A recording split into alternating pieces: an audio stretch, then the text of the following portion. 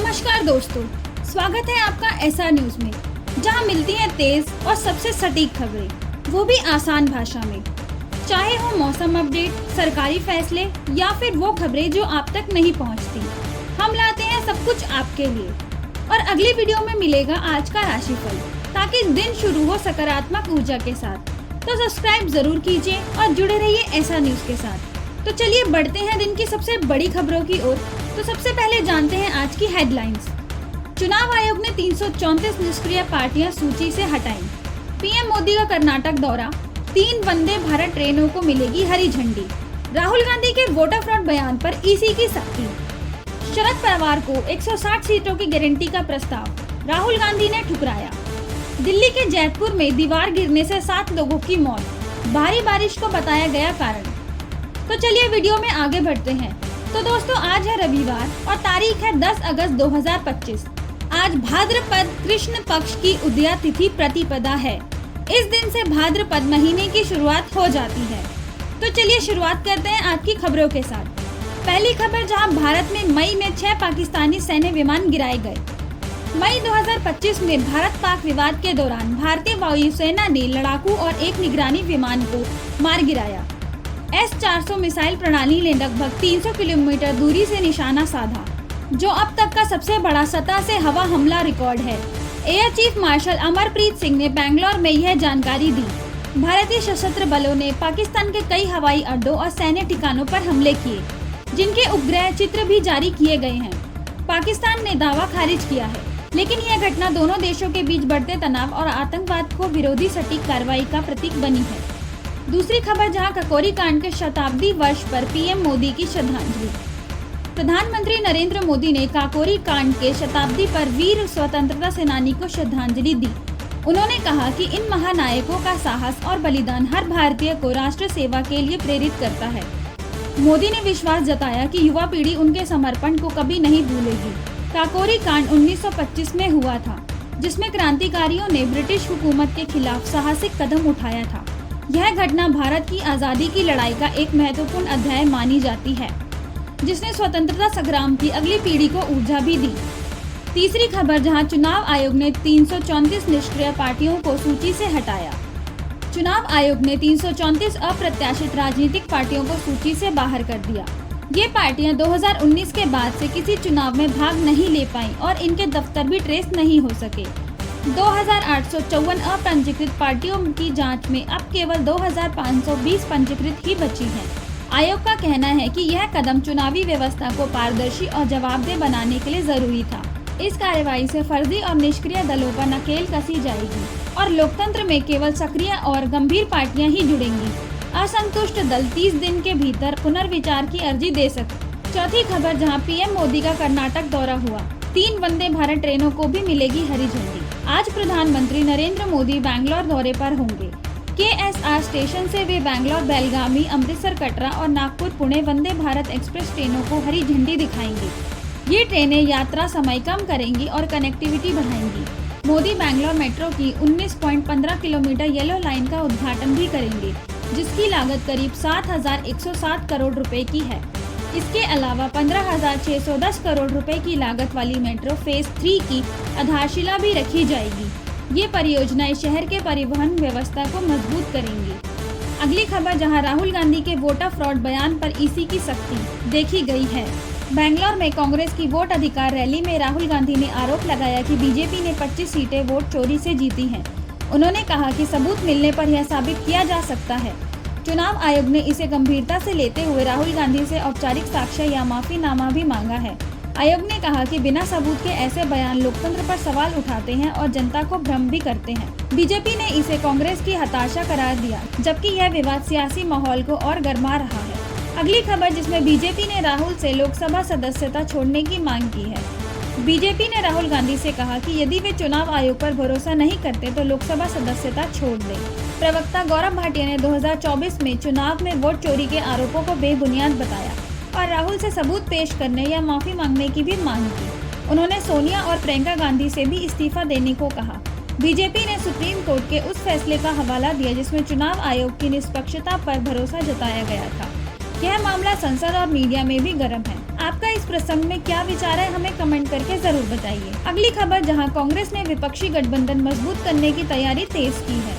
राहुल गांधी के वोट चोरी बयान से उपजे विवाद के बीच कांग्रेस ने विपक्षी दलों के साथ गठबंधन मजबूत करने की रणनीति बनाई है।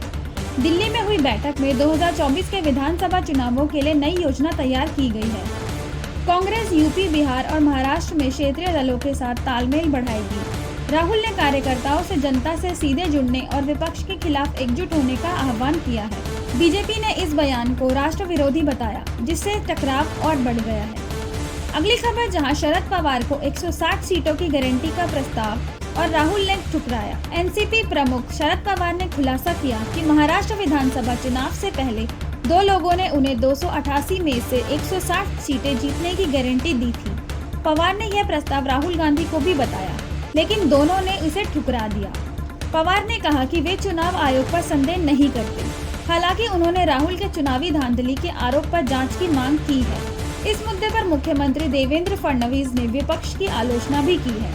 अगली खबर, जहां कोलकाता आरजीकर अस्पताल मामले में हिंसक प्रदर्शन हुआ। कोलकाता में आरजीकर अस्पताल की 31 वर्षीय डॉक्टर के साथ बलात्कार की पहली बरसी पर न्याय की मांग को लेकर प्रदर्शन हुआ। नबन्ना की ओर मार्च के दौरान पुलिस से भिड़ंत हुई और लाठीचार्ज के बाद स्थिति हिंसक हो गई। पीड़ित की मां ने पुलिस पर हमला करने और आभूषण तोड़ने का आरोप लगाया। बीजेपी नेता शुवेंदु अधिकारी समेत कई लोग घायल हुए।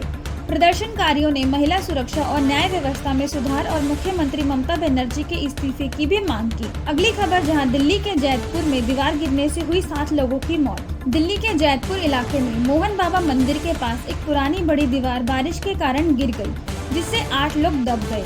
इस हादसे में 3 पुरुष, 2 महिलाएं और 2 बच्चे प्रभावित हुए, जिनमें से 7 की मृत्यु हो गई और 1 घायल है। घायलों को तुरंत अस्पताल पहुँचाया गया है। भारी बारिश से दीवार की नींव कमजोर होने की संभावना जताई जा रही है। राहत अभियान में दिल्ली पुलिस, अग्निशमन और राष्ट्रीय आपदा प्रतिक्रिया बल की टीमें शामिल हैं। पुलिस मामले की जांच कर रही है, जिसमें दीवार की संरचनात्मक कमजोरी और जिम्मेदारी की छानबीन हो रही है। इस दुर्घटना ने क्षेत्रवासियों को दहशत में भी डाला है। वीडियो में आगे बढ़ते हुए चलते हैं अब अंतर्राष्ट्रीय खबरों की ओर, जहां भारत ने अमेरिका, रूस, अलास्का शिखर सम्मेलन का समर्थन किया। भारत ने 15 अगस्त 2025 को अलास्का में होने वाले अमेरिका और रूस के शिखर सम्मेलन का समर्थन किया है, जिसका उद्देश्य यूक्रेन संकट का स्थायी व शांतिपूर्ण समाधान योजना है। विदेश मंत्रालय ने इसे युद्ध समाप्त करने और शांति की संभावना बढ़ाने का महत्वपूर्ण कदम बताया। प्रधानमंत्री नरेंद्र मोदी ने कहा, यह युद्ध का युग नहीं है। भारत ने वैश्विक शांति के लिए इस पहल का समर्थन करने की प्रतिबद्धता जताई है। बैठक में दोनों राष्ट्र अध्यक्ष यूक्रेन संकट पर सामरिक समाधान और क्षेत्रीय स्थिरता पर चर्चा करेंगे। अगली खबर अमेरिका से है, जहां भारत पर 50% टैरिफ लगाने का निर्णय लिया गया है। अमेरिका ने रूस से तेल खरीदने के कारण भारत पर 50% टैरिफ लगाने का फैसला किया था, जो 27 अगस्त से लागू होगा। वॉशिंगटन का दावा है कि भारत की यह नीति यूक्रेन संकट में रूस को समर्थन देती है। भारत ने इस कदम को अनुचित बताया और कहा कि ऊर्जा सुरक्षा के लिए यह आवश्यक है। यह निर्णय दोनों देशों के व्यापार समझौते पर अनिश्चितता पैदा कर सकता है। अमेरिका का उद्देश्य रूस के प्रमुख बाजार भारत पर आर्थिक दबाव बनाना है, जिससे रूस के तेल राजस्व पर चोट पहुंचे। अब देखना ये होगा कि अमेरिका की यह रणनीति काम करेगी या नहीं। अगली खबर में आपको बता दें कि अजरबैजान और अर्मेनिया ने ट्रंप को नोबेल शांति पुरस्कार हेतु नामित किया। अजरबैजान के राष्ट्रपति इल्हाम अलीयेव, अर्मेनिया के प्रधानमंत्री निकोल पाशियान ने अमेरिकी राष्ट्रपति डोनाल्ड ट्रंप को नोबेल शांति पुरस्कार के लिए संयुक्त रूप से नामांकित किया है। यह घोषणा 8 अगस्त को व्हाइट हाउस में एक ऐतिहासिक शांति समझौते के बाद हुई, जिससे दशकों पुराना संघर्ष समाप्त हुआ। दोनों देशों ने स्थायी शांति, व्यापार और कूटनीतिक संबंध बहाल करने पर सहमति जताई। ट्रंप के मध्यस्थता प्रयासों की सराहना करते हुए अलीयेव ने उन्हें बेहतरीन उम्मीदवार और पाशियान ने शांति निर्माता कहा। अगली खबर, जहां न्यूयॉर्क टाइम्स स्क्वायर में गोलीबारी। न्यूयॉर्क के टाइम्स स्क्वायर में 17 वर्षीय युवक ने गोली चलाकर 3 लोगों को घायल कर दिया। घटना 44वीं स्ट्रीट और 7वीं एवेन्यू के चौराहे पर हुई, जब आरोपी और एक पीड़ित के बीच विवाद बढ़ा। गोलीबारी में 18 वर्षीय महिला के गले, 19 वर्षीय युवक के पैर और 65 वर्षीय व्यक्ति के पैर में चोट लगी। सभी घायल बेलेव्यू अस्पताल में भर्ती हैं और हालात अभी स्थिर हैं। पुलिस ने आरोपी को मौके पर गिरफ्तार कर हथियार बरामद किया और अभी जांच जारी है। वीडियो में आगे बढ़ते हुए चलते हैं मौसम की खबरों की ओर, जहां पहली खबर दिल्ली से संबंधित है। दिल्ली में रक्षाबंधन पर हुई बारिश। रक्षाबंधन के दिन दिल्ली एनसीआर में सुबह तेज बारिश हुई, जिससे उमस से राहत मिली, लेकिन जल भराव ने परेशानी बढ़ा दी। मथुरा रोड, कनॉट प्लेस और भारत मंडप गेट नंबर 7 पर पानी भरने से यातायात प्रभावित हुआ।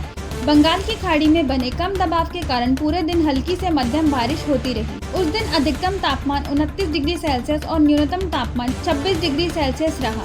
प्रशासन ने जल निकासी के लिए पंप लगाए और लोगों से पानी भरे रास्ते से बचने की अपील की।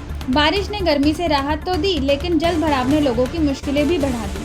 अगली खबर तेलंगाना से है, जहां भारी बारिश का अलर्ट दिया गया है। IMD ने नागर कुरनूल, वानपर्थी और जोगुलंबा गढ़वाल जिलों में भारी बारिश का अलर्ट जारी किया है। यहाँ 100 मिलीमीटर से अधिक बारिश, तेज हवाएं और गरज चमक की संभावना है। प्रशासन ने स्कूल बंद कर दिए हैं और लोगों को घर में रहने की सलाह भी दी है। सभी जिलों में हल्की से मध्यम बारिश हुई है। प्रभावित क्षेत्रों में राहत कार्य जारी है। बारिश फसलों के लिए फायदेमंद रही, लेकिन जल भराव ने सड़कों पर परेशानी भी बढ़ा दी। अगली खबर में आपको बता दें कि दिल्ली का मौसम कैसा रहेगा। आज दिल्ली एनसीआर में हल्की से मध्यम बारिश की संभावना है। अधिकतम तापमान 33 डिग्री सेल्सियस और न्यूनतम तापमान 27 डिग्री सेल्सियस रहेगा। बंगाल की खाड़ी में बने सिस्टम के कारण बादल छाए रहेंगे और गरज चमक के साथ बारिश भी हो सकती है। प्रशासन ने जल भराव से बचने के लिए नालों की सफाई शुरू की है।